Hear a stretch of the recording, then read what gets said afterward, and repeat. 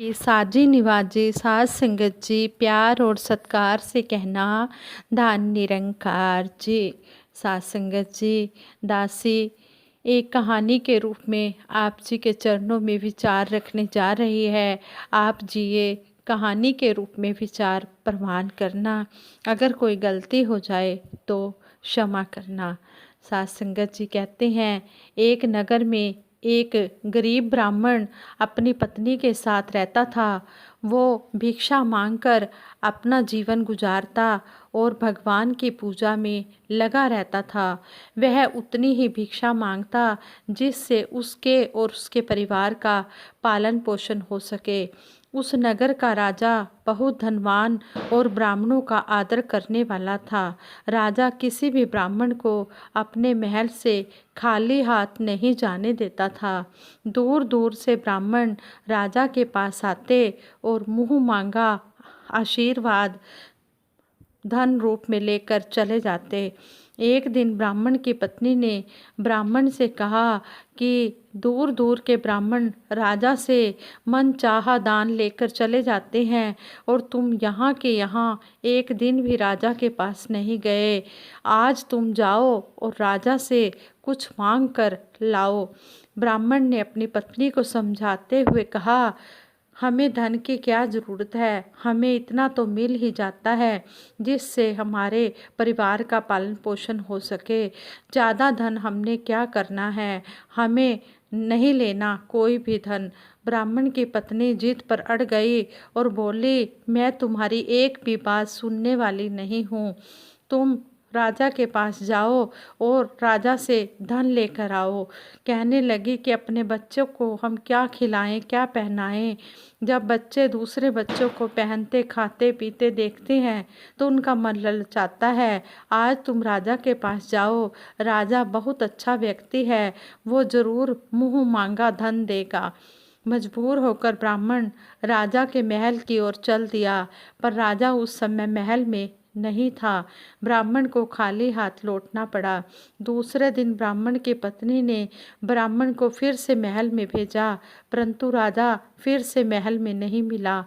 तीसरे दिन राजा महल में मिल गया और उसने ब्राह्मण का स्वागत किया और उसे आसन पर बिठाया और 2 दिन ना मिल पाने के लिए क्षमा भी मांगी। राजा ने कहा, मैं आपकी क्या सेवा कर सकता हूँ? ब्राह्मण ने कहा, जो मैं मांगूँ वो आप दे सकेंगे?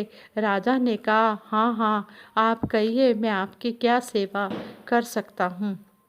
ब्राह्मण ने कहा, महाराज मैं कुछ और नहीं चाहता, बस आप मुझे अपनी मेहनत की कमाई से 4 पैसे दान में दे दीजिए। राजा सोच में पड़ गया। कहने लगा कि मेहनत का तो एक भी पैसा नहीं है, वैसे तो खजाने में बहुत सारा धन पड़ा है। राजा ने ब्राह्मण से कहा, आप मुझे 1 दिन का समय दे, मैं कल आपको अपनी मेहनत से कमाकर धन दूंगा। ब्राह्मण को जब खाली हाथ देखा तो पत्नी बोली, क्या हुआ, राजा ने कुछ नहीं दिया? ब्राह्मण बोला, राजा ने कल देने के लिए कहा है। ब्राह्मण की पत्नी सोचने लगे, शायद इन्होंने बहुत सारा धन मांगा होगा और राजा को इसकी व्यवस्था करने में समय लग रहा होगा, इसलिए कल बुलाया है। दूसरी ओर राजा ने अपने राजसी कपड़े बदलकर फटे पुराने कपड़े पहने और मजदूर जैसा वेश बनाकर वह अपनी पत्नी को लेकर शहर में चला गया। जब शहर में चला गया, रानी बोली कि मैं भी आपके साथ चलूँगी। राजा के हाँ कहने पर रानी ने भी पुराने कपड़े पहन लिए और इस प्रकार रानी भी मजदूरी की तलाश में राजा के साथ शहर में चली गई। लुहारों के मोहल्ले में जाकर राजा ने आवाज़ लगाई, किसी को मजदूर चाहिए। मजदूर आखिर एक लुहार ने उन्हें बुला ही लिया, जो पहिए पर हाल चढ़ाने की तैयारी कर रहा था। उसने राजा से कहा, देखो, तुम्हें इस घन को पीटना होगा। और फिर रानी को देखकर कहा, तुम्हें कुएं से पानी लाकर ये होजी भरनी पड़ेगी और कोयले वाले घर से कोयला लेकर भट्ठी में डालना होगा। तुम दोनों को दिन भर में 2 आने मिलेंगे। अगर काम पसंद हो तो बोलो, नहीं तो अपने घर जाओ। राजा रानी लुहार के बताए काम को करने लगे। राजा राजा भी राजा से ठीक तरह से काम हो नहीं रहा था। लोहार नाराज होकर राजा को ठीक से काम करने के लिए कहता। राजा जैसे तैसे काम करने लगा। रानी भी कुएं से पानी भरकर लाने लगी। रानी के हाथ में छाले भी पड़ गए। किसी तरह बड़ी कठिनाइयों से उसने पानी का हौज भरा। उसके बाद रानी कोयला लाकर भट्टी में डालने लगी। कोयला भरने से रानी के गोरे हाथ और कपड़े भी काले हो गए। भट्टी में आग पाने पर लुहार ने पात भट्टी में से निकाल कर पहिए पर जमाई और एक घन अपने हाथ में लेकर और एक राजा के हाथ में देकर कहा, देखो बारी बारी से घन इस पर पटकना, हाथ इधर उधर ना होने पाए। राजा जोर जोर से घन पटकने लगा, लेकिन उसका निशाना ठीक नहीं बैठता था। कभी घन हाल पर गिरता तो कभी पहिए पर। मजदूरों का यह हाल देखकर लुहार से कहने लगी कि तुमने ये कहाँ से नौ सीखिए मजदूर काम पर लगाए हैं। इनसे काम नहीं होगा। यह मजदूर तुम्हारा सब काम बिगाड़ देंगे। राजा रानी उन दोनों की फटकार सुनते सुनते अपना काम मन लगाकर करते रहे। घन पटकते पटकते राजा का शरीर पसीने से तर हो गया और जोर जोर से सांस चलने लगी। रानी भी पानी भरते भरते और कोयला डालते डालते थक कर चूर हो गई। भट्टी में कोयला डालते डालते थक कर चूर हो गई। दोनों ने पूरे दिन बहुत मेहनत की। लुहार ने राजा रानी को 2-2 पैसे दिए, जिसे वे बड़ी खुशी खुशी लेकर महल आ गए। आज उन्हें पता चला कि मेहनत की कमाई कैसी होती है। राजा ने 4 पैसे अलग रख लिए और अगले दिन ब्राह्मण को बुलाकर उसे 4 पैसे दे दिए। ब्राह्मण राजा को आशीर्वाद देकर अपने घर लौटा और ब्राह्मणी से कहा, लो राजा के यहाँ से मैं दक्षिणा लाया हूँ।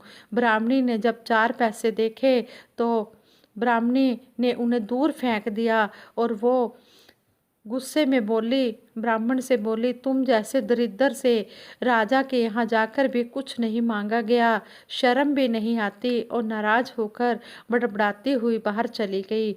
ब्राह्मण ने उन 4 पैसों को उठाकर तुलसी घर के पास रख दिया और सोचा जब ब्राह्मणी शांत हो जाएगी तो जरूरत पड़ने पर उठा लेगी। परंतु कई दिनों तक पैसे वहीं रखे रहे और फूल बेल पत्थर ऊपर से गिरकर मिट्टी में दब गए। ब्राह्मण और ब्राह्मणी दोनों ही उन सिक्कों के बारे में भूल गए। कुछ दिनों बाद तुलसी घर में 4 पौधे उगे। चारों पौधे बहुत सुंदर थे। यह देख ब्राह्मणी रोज उनमें पानी डाल देती। 4 महीने बाद वो पौधे बड़े हो गए और उनमें फूल लगने लगे। फूल सूखने पर उनसे मोती झड़ने लगे। ब्राह्मण और ब्राह्मणी ने कभी मोती देखे नहीं थे। उन्होंने समझा कि कोई बीज है। हर रोज कहीं फूल झड़ते और बहुत मोती पूरे तुलसी घर में बिखर जाते। ब्राह्मणी उन मोतियों को समेट कर घर के कोने में डाल देती। इस तरह वहाँ मोतियों का ढेर लग गया। एक दिन सब्जी वाली आई। ब्राह्मणी को सब्जी लेनी थी पर उसके पास पैसे नहीं थे। उसने सब्जी वाली से कहा, क्या तुम इन चमकदार बीजों के बदले सब्जी दे सकती हो? सब्जी वाली ने देखा तो वो पहचान गई कि ये तो मोती हैं। उसने खुशी खुशी ब्राह्मणी को उन मोतियों के बदले उनकी मनपसंद सब्जी दे दी। अब हर रोज़ ऐसा ही होने लगा। ब्राह्मणी और सब्जी वाली दोनों खुश थे। सब्जी वाली यह सोचकर खुश थी कि मुझे 1 पैसे की सब्जी के बदले हजारों का माल मिलता है, और ब्राह्मणी यह सोचकर खुश थी कि मुझे बीजों के बदले सब्जी मिल जाती है। इस प्रकार कई महीने बीत गए। उधर राजमहल में कई राजहंस थे जो मोती चुगते थे। राजा का यह नियम था, जब राजहंस मोती चुग लेते थे उसके बाद ही राजा और उसका परिवार भोजन करता था। एक समय बाद राजा का सारा धन उन मोतियों और दान देने में खर्च हो गया। अब राजा को मोती खरीदने के राजा के पास पैसे नहीं बचे। यह खबर पूरे शहर में फैल गई। ब्राह्मण और ब्राह्मणी को जब यह पता चला तो उन्होंने यह विचार किया कि राजा तो बहुत दानी और नेक दिल है, उसने अपना सब कुछ दान कर दिया है, यहाँ तक कि शायद उनके पास खाने को कुछ भी नहीं है। ऐसी हालत में हमें उन लोगों की सहायता करनी चाहिए। ब्राह्मण ने ब्राह्मणी से कहा, अगर तू कहे तो इसमें से कुछ बीज राजा को दे दूं। तू कहती है इससे सब्जी और खाने की चीज़ें मिल जाती हैं। ब्राह्मणी ने कहा, हाँ, मैं हर रोज़ इसके बदले सब्जी लिया करती हूँ। ऐसा कहकर ब्राह्मणी एक टोकरी बीज भर लाई। ब्राह्मण राजा के पास पहुंचा और वो मोती दिए और राजा को सारी बात बताई। राजा उन मोतियों को देखकर हैरान हो गया। उसने मोती राजहंस को दिए। राजहंस उन्हें चुगने लगे। यह देख राजा ने ब्राह्मण से कहा, एक एक मोती सैकड़ों रुपए का है, सच बताएं आपके पास इतने मोती कहाँ से आए? ब्राह्मण बोला, महाराज, ऐसे बीज तो हमारे घर में बहुत हैं। और राजा को सारी बात बताई। राजा अपने मंत्रियों के साथ ब्राह्मण के घर पहुँचे और उन 4 पेड़ों को देखा। पूछताछ में उन सिक्कों वाली बात सामने आ गई। जब पेड़ों को देखा तो उनकी जड़ के पास वही सिक्के चिपके हुए थे। आज ब्राह्मण और ब्राह्मणी को पता चला कि उनके पास लाखों करोड़ों की दौलत है, जिसे वो साधारण बीज समझते थे। ब्राह्मण ने सोचा कि मेरे ये किस काम का। ऐसा सोच ब्राह्मण ने सारे मोती राजा को दान में दे दिए। राजा की आंखें भी खुल गई। मेहनत के धन की कीमत भी उन्हें मालूम हो गई। उस दिन राजा ने प्रण किया, वचन लिया कि मैं खजाने के पैसे में से एक भी पैसा अपने खर्च में नहीं लगाऊंगा, अपना खर्चा मेहनत करके चलाऊंगा। खजाने और ब्राह्मण के दान से राजा का जो खजाना था वो जनता के भलाई के काम आया। साथ संगत जी, कहने का भाव यही है कि जो मेहनत की कमाई होती है ये बहुत ही प्रफुल्लित होती है। इसलिए सतगुरु हमें हर समय यही समझाते हैं। शहंशाह बाबा अवतार सिंह जी महाराज भी संपूर्ण अवतार वाणी के में यही समझाते हैं कि हमने गृहस्थ धर्म का पालन करना है और किसी पर भी हमने भार नहीं बनना, किसी से मांग कर नहीं खाना। हमने दसा नवां दी किरत कमाणी, नहीं बनना दूजे ते भार। हमने अपनी मेहनत करके अपना और अपने परिवार का गुजारा करना है। हमने कभी भी किसी से दान रूप में कुछ नहीं लेना। और जब भी हमने सेवा करनी है, कहते हैं कि जो संत महात्मा सेवा करते हैं ये आप मुक्त होते हैं। ये सतगुरु ने सेवा करने की विधि बताई है। ये आप मुक्त करे संसार। ये सेवा होते हैं जिन्होंने ये ब्रह्म ज्ञान ले लिया है, उनको ये जो सेवा करते हैं ये दान नहीं होता। कहते हैं कि दान तो वो होता है जो अगले जन्म में देना पड़ता है, लेकिन जो ब्रह्म ज्ञानी होते हैं वो तो मुक्त हो जाते हैं। वो जीते जी ही उनको सतगुरु मुक्त कर देता है। उनको फिर जन्म मरण के बंधनों में पड़ना नहीं पड़ता।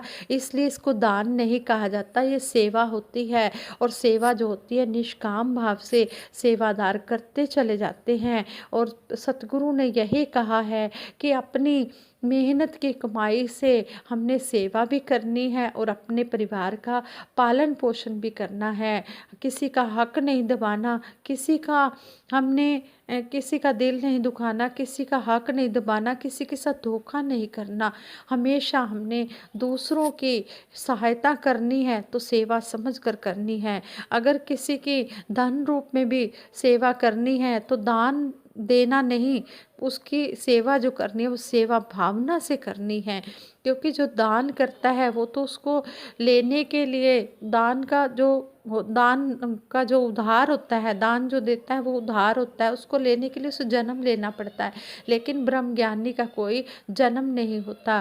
कहते हैं कि जब ब्रह्म ज्ञानी इस ब्रह्म ज्ञान को ले लेता है तो कहते हैं ब्रह्म ज्ञानी मुक्त हो जाता है। ब्रह्म ज्ञानी का सगल आकार ब्रह्म ज्ञानी आप निरंकार। ब्रह्म ज्ञानी आप निरंकार हो जाता है। और कहते हैं कि ब्रह्मज्ञानी को तो सतगुरु जीते जी ही मुक्त कर देता है, फिर उसको जन्म नहीं लेना पड़ता। इसलिए हम हमेशा सतगुरु के कहे अनुसार अपने कर्म करते चले जाएं और निष्काम भाव से, मन में कोई इच्छा रखकर हमने सेवा सिमरन सत्संग नहीं करना, निष्काम भाव से हमने सेवा सिमरन सत्संग करना है। कहते भी हैं तन मन धन तीना तो ऊंची ओ सेवा कहलांदी है, जो होवे निष्काम निरचित ते सतगुरु नु भांदी है। हाँ संगत जी, जिस तरह राजा ने कितनी मेहनत करके 4 पैसे कमाए और वो 4 पैसे कितने प्रफुल्लित हो गए, वो लाखों के हिसाब से, हजारों लाखों के हिसाब से उसके पास वो मोतियों के रूप में बनकर, एक एक मोती की कीमत उन्होंने सैकड़ों रुपए उस समय के हिसाब से बताई। लेकिन अगर आज एक मोती की कीमत देखी जाए तो हजारों लाखों में बनती है।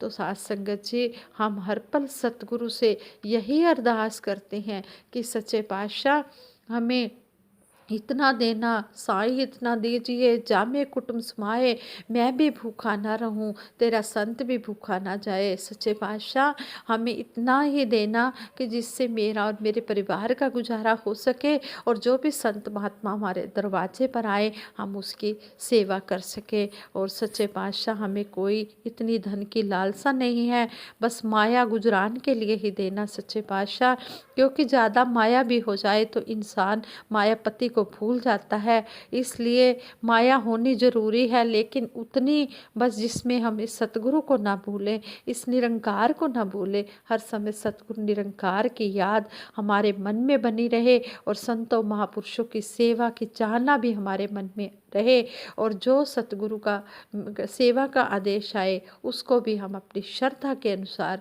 करते चले जाएं। सतगुरु का हर पल शुक्राना करते हैं। सच्चे पातशाह आप जी ने जो भी सुंदर घड़ियां हमें सेवा के लिए, सिमरन के लिए, सत्संग के लिए बख्शी हैं, आप जी का लाख लाख शुक्राना है। सच्चे पातशाह हम आप जी के एहसान का बदला चुका नहीं सकते, तेरे एहसान का बदला चुकाया जा नहीं सकता, कर्म ऐसा किया तूने भुलाया जा नहीं सकता, मेरी हर सांस पर दाता फकत अधिकार तेरा है, मुझे जो भी मिला सतगुरु तेरे दर से ही मिला है। सच्चे पातशाह आप जी ही दे रहे हो, हमने आप जी के आगे ही अपनी अरदास रखनी है, आप जी के आगे ही कहना है, और आप जी तो हर एक की अरदास सुनते हो, उसी समय सुन लेते हो, आप जी तो कल्प वृक्ष हो। सच्चे पातशाह वही कुछ देना जो हमारे लिए सुखदाई हो, हम कुछ नहीं जानते, बस हमें तो सच्चे पातशाह अपने चरणों से जोड़ के रखना, हमें भक्ति से लगा के रखना, भक्ति से भरा जीवन दातार हमें देना, मजबूत पहाड़ों सा एतबार हमें देना। बस हमारा आप जी के दर पर दृढ़ विश्वास रहे, सच्ची श्रद्धा आस्था रहे, हम ये बोल बोलते ही ना रह जाएं, मेरे बोल खाली बोल ना रह जाएं।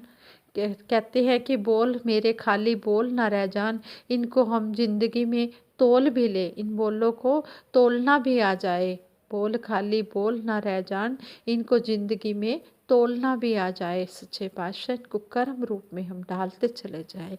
दासी सिमरन कराएगी, आप सभी ने मिलकर साथ देना है। तू ही निरंकार मैं तेरी शरण हाँ, मैनू बख्श लो, तू ही निरंकार मैं तेरी शरण हाँ, मैनू बख्श लो, तू ही निरंकार मैं तेरी शरण हाँ, मैनू बख्श लो। सतगुरु माता सुदीक्षा सविंदर हरदेव जी महाराज की जय, निरंकारी राज माता गुरु बचन अवतार की जय। साथ संगत जी प्यार से कहना धन निरंकार जी।